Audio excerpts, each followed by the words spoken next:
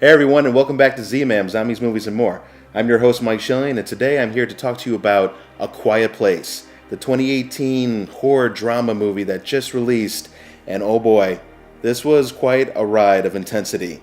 So I just want to first start off this, we're not going to talk too many spoilers here. I just want to talk about just the overall movie in general and just a small setup, and then maybe just talk about a few other things later in the video. So I'll make sure to warn you before I give anything away, if we decide to. So this is starring John Krasinski and directed by John Krasinski. He did a great job in this. You might be familiar with this guy. He was in The Office, and he played one of the lead roles in the 12 Hours of Benghazi, the kind of war flick, where he was one of the soldiers protecting the embassies.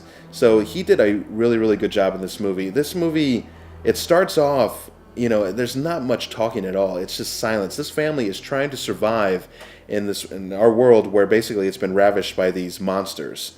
And we don't really have a whole lot of backstory about the monsters, but we just know that they hunt by sound and that it's imperative that they travel without making any sound whatsoever. They take off their shoes, they just have to watch out for leaves. Just the littlest thing could trigger these monsters because, again, they don't know where they are. They stay very well hidden in our world. Obviously, they're kind of living in a rural area that we can tell. And it's John, and Emily Blunt plays his wife. And then they have their 3 kids, and so they're trying to scavenge, they get whatever materials they can, and then make their way back to their property where I assume it's where they were living. Something happens in the beginning of the movie, and then they jet forward. They kind of show you like where 89 days into the movie, how things are, and you can see the towns are just ravished. Everything's been picked over. There's no other people really in sight except for his family. And then eventually they make their way back to a farm where they're kind of living. And I'm thinking it's actually the farm that they probably owned before this apocalypse or whatever went down with these monsters, because it seems like they know all the ins and outs, and they make references kind of in the beginning and later into the movie with some flashbacks and whatnot. So, again, they were calling this movie like the scariest movie in years, whatever.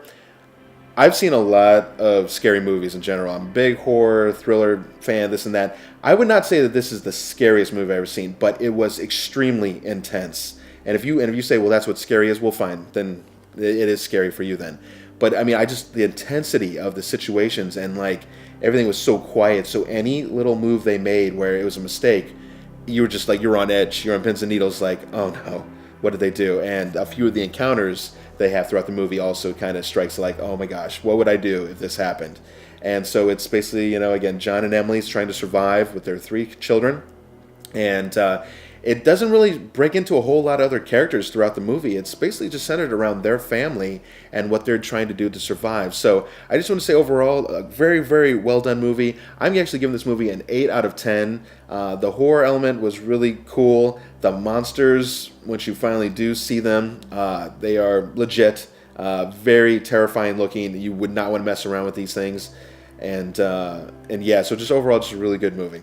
So I hope you guys get a chance to go out and see it. I think the cinematography and all the other scenes that they put together to show the landscapes and the children and then their emotion, the acting was totally awesome, even for the children, because good children actors are hard to find. But you can see that they are very, very scared of these things for obvious reasons, because when they come running, you know it, and just all you can do is just hold still and hope that they have not pinpointed your location. It's amazing. Throughout the movie, it's like no matter what kind of sound you made, however their echo placement or however they find you, they can almost pinpoint you exactly, and your only chance of surviving would be to either move and hide behind some kind of large object. These things are super strong. They could tear through metal, wood. They tear to kindling in no time flat. So yeah, a very strong and pursuing enemy. So again, I'm going to talk to a few spoilers now, just overall my thoughts throughout the movie. So this isn't going to give away too much, so I'm going to get super into the details. But they're surviving on this plantation, and something happened to their family, so they're kind of on edge already, and you'll get to see how that unfolds. But you find out that she's pregnant, which that's no spoiler. That's in all the trailers and everything else. So she's pregnant. A huge problem, especially when you have to try to avoid all sound of what's so possible. So it was really neat when they were showing like inside the homes. One of their daughters has an ailment, which I'll just leave it at that, where they have to actually mark the areas where they can step so that they don't hit the creaks in the house, because it's an old farmhouse, so all the wood's probably just squeaky as hell. So, they're maneuvering around their homes. He has like a video surveillance system that kind of keeps an eye on the property. They have a lighting system, I guess, that turns between white and red so that they can know if they were out scavenging or whatever, and maybe the wife or some of the kids were at home, she could like flip it to let them know that one of the monsters is seriously close to the home. So, be aware, moving back into the property. So, very, very neat elements going on. A lot of cool concepts that I can't say have been really used in a whole lot of movies, especially this whole having to stay quiet. A lot of the movie was just being them just using kind of sign language and barely even whispering. I mean, that's how crucial it is to mask the sound. There's a really cool scene where the dad takes his son to a waterfall, and the son is just freaking out because he knows these things could be anywhere, and the dad just kind of yells out. And then he starts talking to his son, saying, "It's okay." And it was just kind of cool seeing that father-son bonding moment. And the son, of course, really freaked out. But then he finally let loose, and he screamed out. And his dad was just teaching him that, larger sounds around you will mask your small sounds. So just be smart in what you do. The scenes that, like I say, there was a couple girls sitting next to my wife and I when we were watching it, and they were jumping, which kind of made the movie fun because you could see other people were really getting into it and feeling it's like you were immersed into the environment. You really felt that you were there. So hats off to John Krasinski. Originally comedian, has now moved into the action sector, and now even the horror drama sector. So I really expect to see some awesome things from him coming in the future, whether it be directing and or acting. So that's really cool. Emily Blunt putting off a solid performance as always.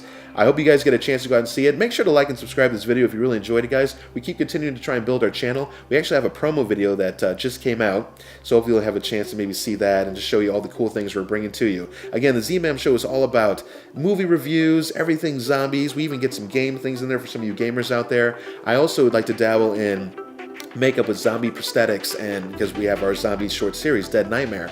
So I have some things coming up to show you. We're actually going to start sculpting and trying to create our own prosthetics instead of having to buy them. I am going to give some reviews on some of the prosthetics we have bought and what's worth your money and what's not, because these things are expensive, including the makeup you use. If you want to use oil-based, water-based, or just the cheap, stuff you get out of the spirit shop or the Halloween store nearby. So again, I hope you enjoyed this video, and we'll catch you next time at our next review. Thanks.